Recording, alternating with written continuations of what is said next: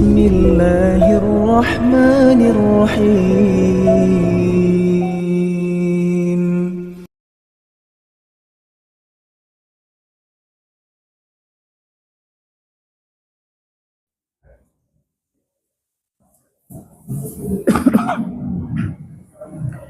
Assalamualaikum warahmatullahi wabarakatuh.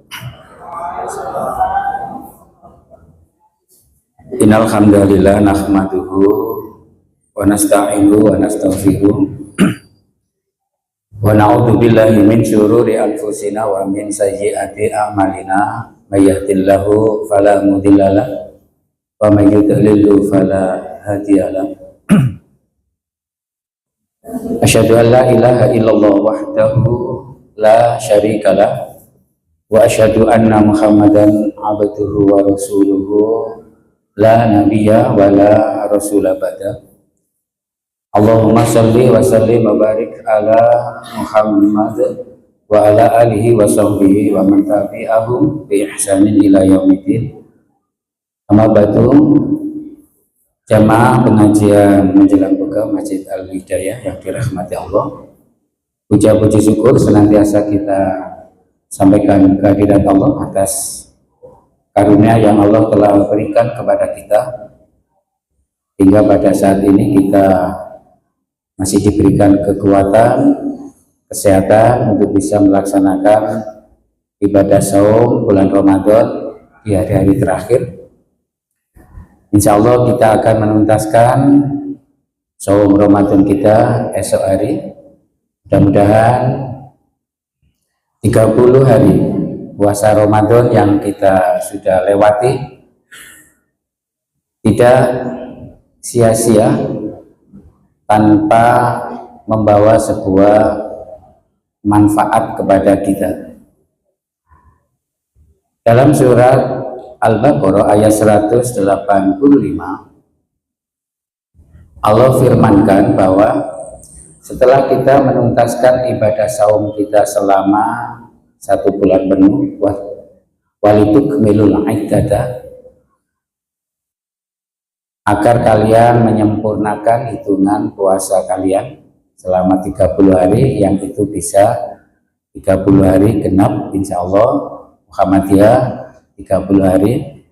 Mudah-mudahan kalau pemerintah nanti juga bisa Idul Fitri hari Jumat, ya, itu cuma 29 hari, karena ada yang mengkhawatirkan, ya, puasa dicampur kejawen itu gimana ya. Itu nggak mungkin Ustaz, Jumat itu nanti itu kita lebaran dari teman sebelah. Kenapa? Karena itu jatuhnya Jumat Legi, kan gitu ya. Itu jadi itu pantangan bagi terutama orang-orang Jawa Timur, ya, kejawen yang terkaitan dengan itu tidak menutup kemungkinan ada yang hari Sabtu, karena peti kalau Jumat Legi jatuh, ya, jatuh Idul Fitri. Kita menuntaskan 30 hari sehari itu diharapkan kita sudah mampu untuk mendapatkan berbagai macam hidayah dari Allah. Walitukmilul iddata walitukabbirullaha ala ma hadakum wala'allakum tashkurun. Sehingga kita dengan memperoleh hidayah Allah, setelah kita mencukupkan bilangan puasa kita selama 30 hari itu, kita termasuk orang-orang yang pandai bersyukur. Harapan kita begitu. Ada satu hidayah yang kita dapatkan setelah kita menuntaskan ibadah saum selama 30 hari, ya, esok hari itu, mudah-mudahan hari ini juga kita sudah rasakan itu, ya, karena tinggal 1 hari aja itu bukan hal yang sulit bagi kita untuk kita itu mendapatkan sebuah hidayah, tapi tentunya tidak gampang untuk memberi hidayah, mumpung masih ada sisa waktu 1 hari, ya. Hidayah itu datangnya tidak seperti hujan jatuh dari langit, atau bahasa Jawa itu jaga no titik blorok gitu ya, langsung jatuh gitu ya, langsung dapat. Hidayah itu perlu diusahakan dengan maksimal. Di surat Al-Ankabut ayat 69 itu dikatakan walladzina jahadu fina lanahdyanahum subulana. Dan orang-orang yang bersungguh-sungguh untuk menggapai hidayah, jadi itu berusaha maksimal ya, itu baru kemudian fina, di jalan kami kata Allah, lanahdyanahum, baru kami akan memberikan hidayah itu. Jadi hidayah itu tidak serta-merta turun tanpa sebuah upaya untuk memperoleh. Masih ada sisa waktu 1 hari, kita mudah-mudahan memperoleh hidayah dari Allah ya. Selama kita menjalankan ibadah saum selama 1 bulan penuh atau 30 hari. Apa hidayah itu? Yaitu kita itu mampu untuk tidak mencampur adukan antara keimanan kita dengan kedzaliman atau kesyirikan.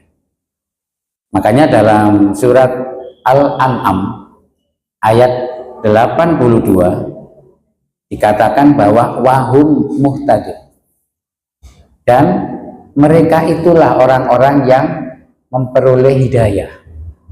Siapa itu? Yaitu orang-orang yang alladzina amanu, orang-orang yang beriman, tapi syaratnya walam yalbisu imanahum, tidak mencampurkan ya, tidak mencampurkan iman kepada mereka itu dengan zulman, dengan kezoliman.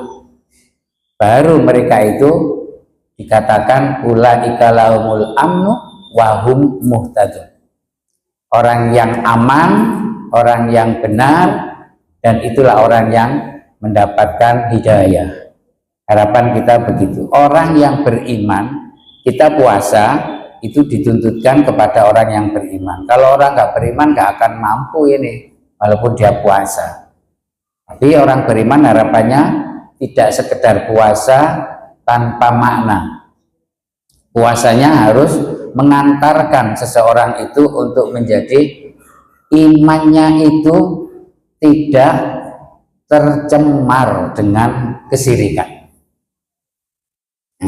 Jadi hati-hati ya. Jadi imannya tidak terganggu dengan kesyirikan, imannya harus murni.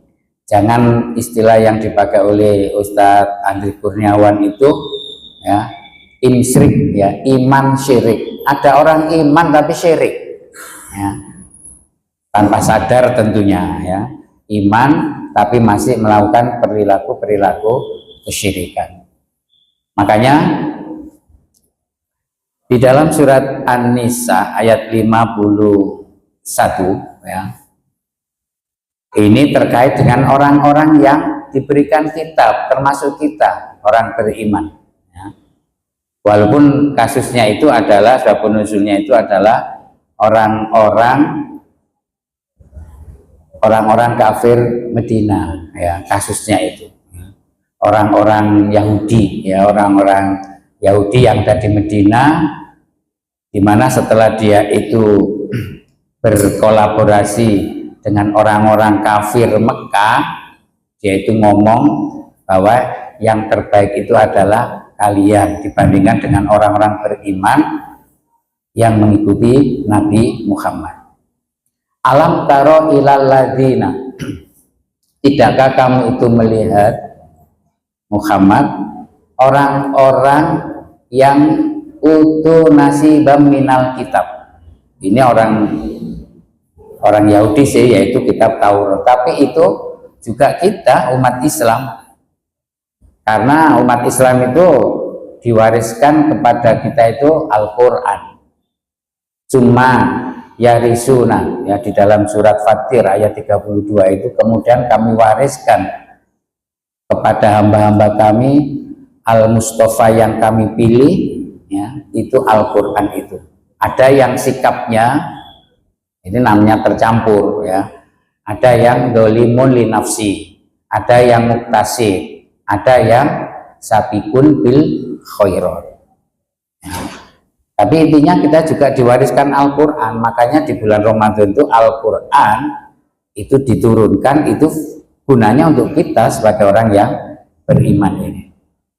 Nah, Muhammad, tidakkah kamu melihat orang-orang yang diberikan kitab kepadanya, utu nasibam minal kitab, tapi mereka itu masih yu'minu nabil jibti, ya, mereka masih membenarkan terhadap jibti wat-taghuti, dan juga masih membenarkan, mengimani kepada toghut. Itu namanya orang beriman yang syirik, ya. Makanya hati-hati ya, kan tadi di surat Al-An'am ayat 82 tadi kan dikatakan begitu, orang-orang yang beriman yang tidak mencampurkan keimanannya dengan kezoliman. Zolimnya itu maksudnya syirik, karena ditafsiri oleh Nabi sendiri, ya. Jadi waktu itu sahabat-sahabat bertanya, Rasul, bagaimana mungkin kami ini tidak melakukan perbuatan zolim dalam konteks kesalahan-kesalahan. Kemudian Nabi menyampaikan, ingatlah kamu, Luqman menyampaikan kepada putranya, yaitu di surat Luqman ayat 13, ya, kan begitu. Wa id qala Luqmanu li ibnihi, dan ingatlah ketika Luqman itu berkata kepada anak-anaknya, wa huwa ya'iduhu, ya, dan memberikan mau'ido kepada anaknya Luqman itu, ya bunayya, wahai anakku, ya,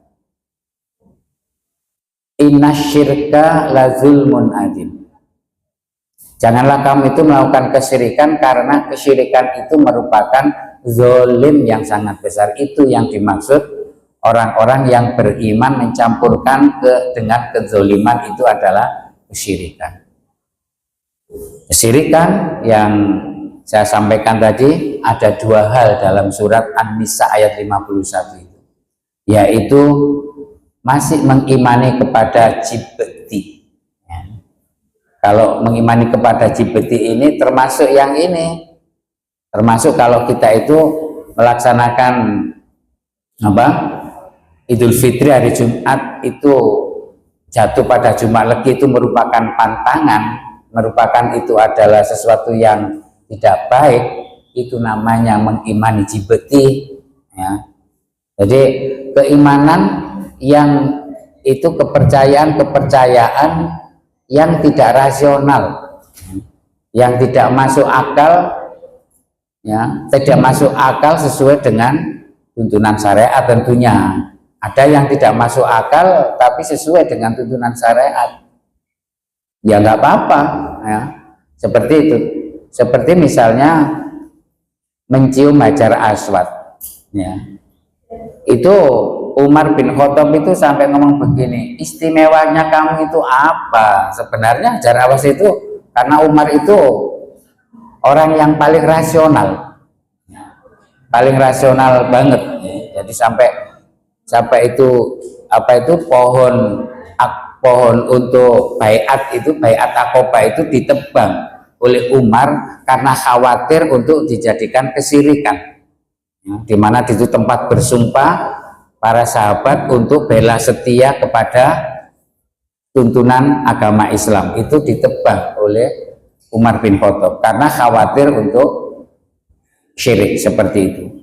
Tapi pada saat dia mencium Hajar Aswad, ya, kalau seandainya dia itu rasional betul, dibuang itu Hajar Aswad, ini nggak garano syirik aja. Tapi Umar nggak begitu pada saat itu. Karena apa? Karena Rasulullah mencontohkan, ya, kamu itu nggak ada istimewanya loh Hajar Aswad, wong kamu itu batu hitam, ya. Nah, batu hitam itu ada manfaatnya, Ustaz. Seperti Ponari dulu itu juga batu hitam, ya. Ponari dulu itu karena dia itu sedih maghrib di depan rumah, batu hitam, ya. Akhirnya batu hitam itu menjadi sumber rezeki bagi dia, mengobati orang banyak yang sembuh kan begitu ya. Ponari, ada yang sempat ke Ponari beberapa tahun yang lalu itu. Tapi sekarang di media sosial Ponarinya itu sekarang jatuh miskin lagi ya. Jadi dulu kaya raya itu ya, kaya raya karena banyak orang yang datang, setiap kali minuman dicemplungi batu hitam, plung, mulai waras, plung, mulai waras kan itu ya. Akhirnya banyak hadiah, banyak apa itu uang yang diberikan, kaya. Sekarang ternyata miskin lagi. Setan itu pinternya begitu ya, memberikan pancingan pertama itu sesuai dengan kebutuhan kita di dunia, kemudian kita dilepaskan oleh setan itu, tapi sudah terjadi kita menjadi syirik gitu. Makanya Umar begitu. Tapi ini tuntunan syariat, karena Rasulullah itu mencium kamu Hajar Aswad, saya juga mencium kamu bukan karena kamu istimewa, karena saya itu mencontoh Rasulullah itu ya, gak masuk akal kan itu. Makanya banyak orang-orang orientalis itu menyatakan bahwa orang-orang Islam itu parah ya, terutama orang orientalis yang Nasrani. Orang Islam itu parah, kami masih mending ya menyembah kepada Yesus yang kelihatan orang yang ganteng, walaupun pakai cawet tapi ganteng kan, lumayan kan. Orang Islam itu enggak ya, nyembah watu ireng kan gitu ya. Di Mekah itu kan nyembah watu ireng, kita sendiri itu nyembah watu ireng ke sana itu. Kiblat itu nyembah watu ireng itu, Hajar Aswad itu diarahkan ke sana kan gitu. Itu menurut orang-orang Nasrani itu parah ya.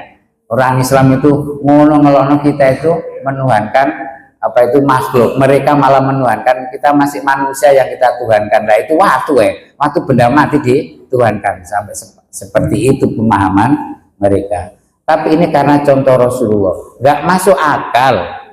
Tapi karena dicontohkan Rasulullah, ya sudah kita jalankan. Memang ada sisi lain tuh, syariat agama Islam tuh nggak semuanya memang bisa diakal, nggak semuanya. Ya. Jadi bisa kadang-kadang memang tidak masuk di akal. Tapi selama itu dituntunkan oleh syariat, itu tetap kita lakukan. Itu namanya iman kepada Jibril. Ya. Jadi kita jangan sampai orang beriman kok dia itu masih percaya kepada hal-hal yang tidak rasional, yang tidak sesuai dengan tuntunan syariat. Tentang pasaran hari tertentu, ya makanya di surat apa Al-Maidah ya ayat 90 ya. Perilaku setan itu yang sering kita contoh itu adalah apa? Wal ansobu wal azlam ya. Kan ayatnya begitu. Wahai orang-orang yang beriman, ya ayyuhalladzina amanu innamal khamru wal maisiru wal ansobu wal azlamu rijsun min amalis syaiton. Yaitu persembahan terhadap berhala ya. Yang pertama sih maisir, judi, ya, minuman keras, homer. Yang dua terakhir itu wal ansofu sama wal azlam. Jadi apa? Kita itu mempersembahkan kepada berhala dan juga berspekulasi dalam kehidupan tanpa ada rencana yang matang. Wis bondo nekat pokoknya lah itu. Itu apa itu melemparkan anak panah. Kemudian kalau itu apa itu belok ke kanan, dia jalan ke kanan. Kalau belok ke kiri, dia jalan ke kiri. Seperti kita orang Jawa itu ada namanya itu nogodino ya. Masuki rumah itu kadang ojo dino Selasa Kliwon, itu demit-demit podo metu lah, gak wani masuk ya. Nah, termasuk Jumat Legi besok itu ojo Jumat Legi, ya, kan begitu. Jadi ada yang meyakini bahwa Jumat Legi itu apa? Roh-roh itu sama keluar semua. Nanti ada hari yang tidak baik seperti itu. Jadi ini namanya jibeti.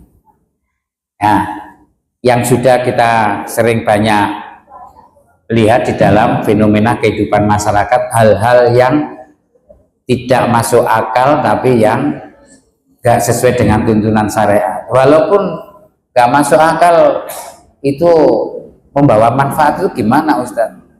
Kemarin tuh ada yang tanya gitu ya, kami sakit tuh lama gak sembuh-sembuh ya. Kemudian saya mendatangi seorang kiai. Kalau kejawen sih masih lumayan, kiai ya. Tapi kiainya juga menyarankan agar membawa telur ya, itu ya. Terus kemudian apa itu, jinnya itu dimasukkan telur, ditangkap, dimasukkan di telur loh. Kamu lihat telurnya itu ya.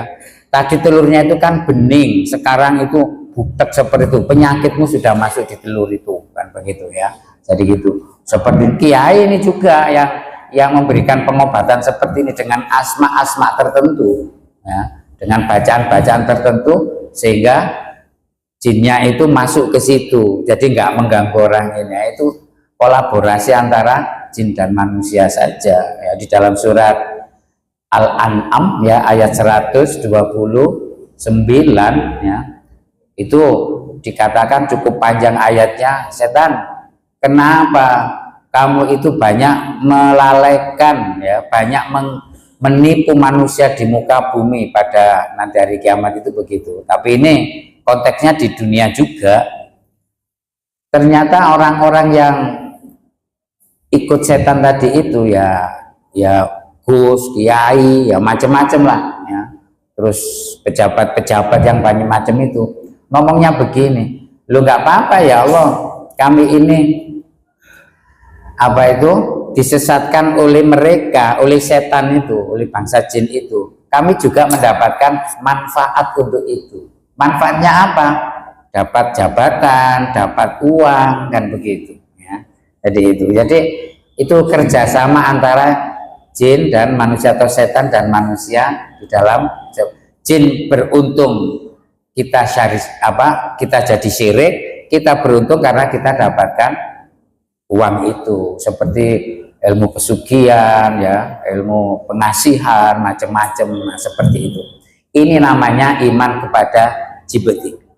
Yang kedua, orang-orang yang mendapatkan hidayah setelah kita melakukan ibadah saum selama 30 hari ya, harapan kita begitu, kita terhindar dari meyakini jibti.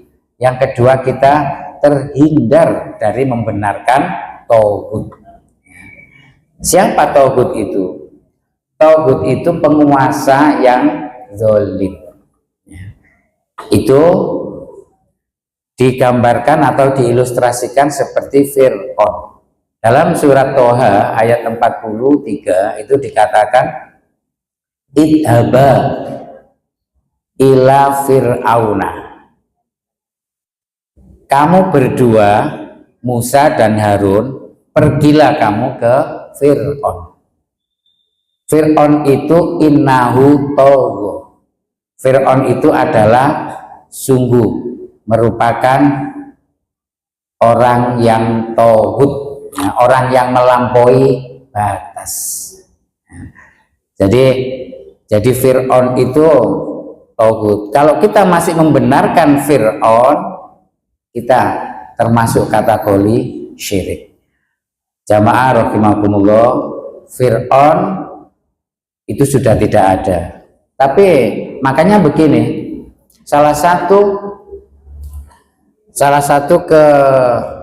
keahlian Fir'aun atau kemampuan Fir'aun itu, dia untuk terakui sebagai Tuhan ya, itu dia menguasai Mesir pada waktu itu. Di surat Zukhruf ya ayat 51 itu, Fir'aun itu memerintahkan begini, ngomong kepada kaumnya itu, wanada Fir'aun, dan Fir'aun itu menyeru ya kepada kaumnya, wanada fi qaumi, wanada Fir'auna fi qaumi, Dan Fir'aun itu menyeru kepada kaumnya. Qala, kata Fir'aun itu, ya qaumi, wahai kaumku, alaisali mulku Misra. Tidakkah kamu tahu bahwa Mesir ini adalah milikku? Nah, gitu ya. Mesir ini adalah kekuasaanku. Aku membuat aturan apapun itu adalah sakarepku dewe. Nah, itu Fir'aun begitu ya. Dan ini di ayat 54-nya itu mampu mempengaruhi rakyatnya. Fastakhaffa qaumahu. Maka rakyatnya itu terperdaya. Ya, terperdaya omongan Fir'aun itu karena Fir'aun mampu untuk menunjukkan bukti. Apa buktinya Fir'aun itu bisa meyakinkan kepada kaumnya itu? Adu argumentasi antara Fir'aun dengan Musa. Musa, Tuhanmu itu gimana? Tuhanku Tuhan yang bisa menghidupkan dan bisa mematikan. Oh, kalau itu kecil saya juga bisa, kan begitu Fir'aun.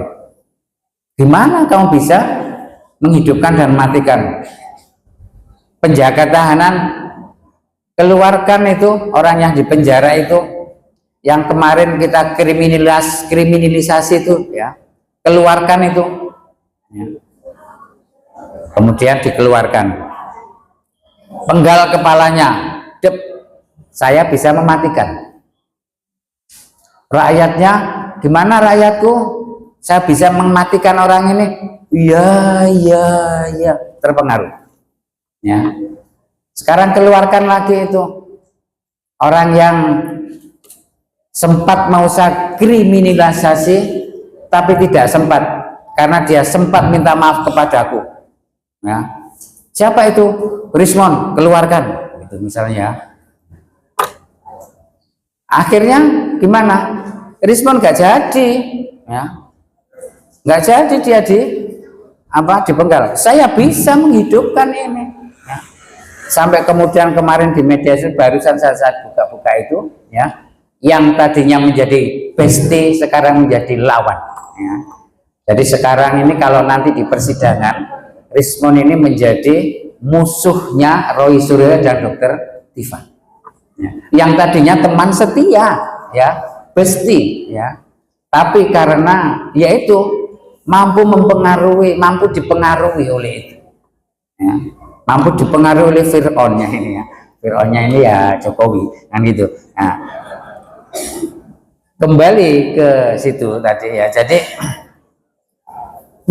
bagus ya, apa itu cara untuk membuat, makanya gini ya, pinter-pinternya orang-orang komunis PKI itu membuat kita itu jadi terkesima, dimiskinkan, kemudian kita itu membutuhkan sesuatu. Nah, makanya Indonesia itu miskin itu harus ya, menurut orang-orang pejabat-pejabat, supaya apa? Supaya bisa dipengaruhi ya. Kalau semuanya itu tidak miskin, angel dipengaruhi. Like miskin gampang dipengaruhi, bisa dibeli dan sebagainya ya, kan begitu. Itu kasusnya Rismon itu kan juga begitu ya, karena berbagai, di samping juga masalah ijazah S2 dan S3-nya yang dipertanyakan, dan juga masalah dana ya, dana yang dia pakai untuk pulang balik Solo Jakarta ya, untuk urusan itu ya. Tapi kadang-kadang tapi kita sudah berusaha ya, kesalahan kita juga, kita tidak memikirkan itu. Makanya peluang ini dibaca oleh Termul ini ya, dibaca oleh orang-orangnya Jokowi ini kentean finansial ini, dekatin gitu ya, dekatin.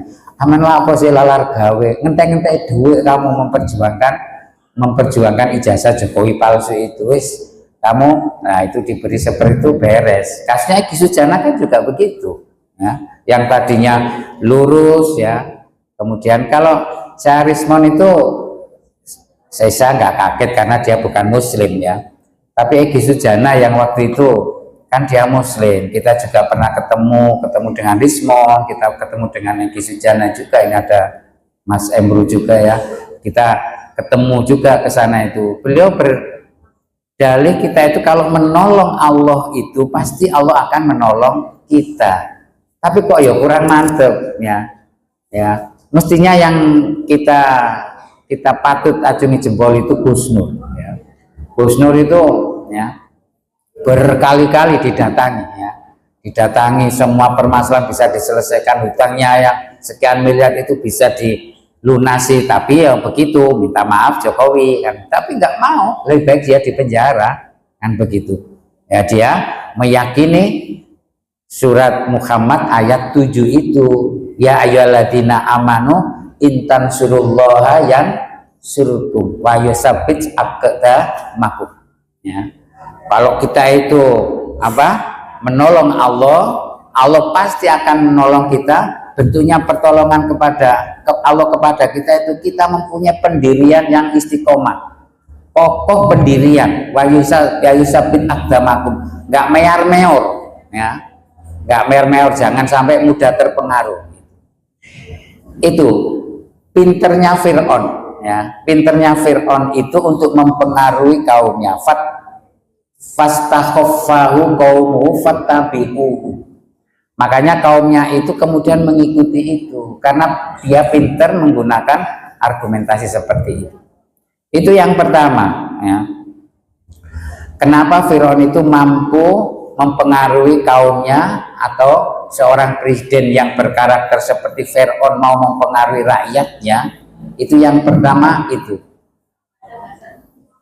Memiliki bahwa negara itu menjadi miliknya penuh ya, negara itu menjadi miliknya penuh, padahal dalam surat Al-Imran ayat 26 itu kita itu mulku itu, kekuasaan itu diberikan oleh Allah. Allah memberikan kerajaan kepada yang Allah kehendaki, dan Allah mencabut kerajaan kepada yang Allah itu kehendaki. Tu'til mulka mantasya'u wa tanzi'ul mulka mantasa wa tudhillu mantasya, dan seterusnya itu ya. Jadi Allah menghinakan, memuliakan itu Allah. Jadi kita nggak bisa mengakui, mengukeri itu ya, ini kerajaanku, ini milikku, aturannya harus aturan milikku. Makanya hati-hati seorang pemimpin yang kemudian dia membuat aturan yang tidak sesuai dengan tuntunan Allah. Seluruh stakeholder di situ, mulai pemimpinnya, kalau sistem Indonesia ini, sudah selesai. Iya sudah selesai. Ya, kita tutup dengan kita akhiri kafaratul majelis. Subhanaka Allahumma bihamdik, asyhadu alla ilaha illa anta, astaghfiruka wa atubu ilaik. Tanpa terasa ya, sudah akhir kita di hari ke-29. Nasrunallah wa fathul qarib, bila taufiq wal hidayah. Assalamualaikum warahmatullahi wabarakatuh.